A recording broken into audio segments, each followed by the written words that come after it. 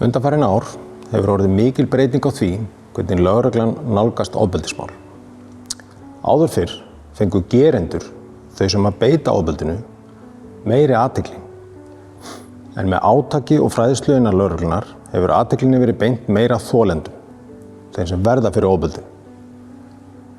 Reynslan sýnir okkur að við þurfum að þekkja og skilja aðstæður þolenda.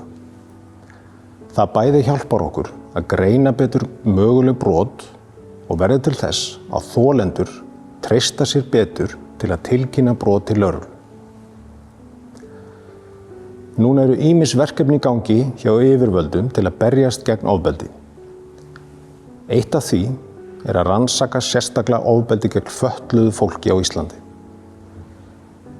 Við hjá greiningadeild ríkislögreglustjóra fengum það verkefni að greina stöðuna og benda á leiðir til að bæta þjónustuna við fatlað fólk sem beitt er ofbeldi.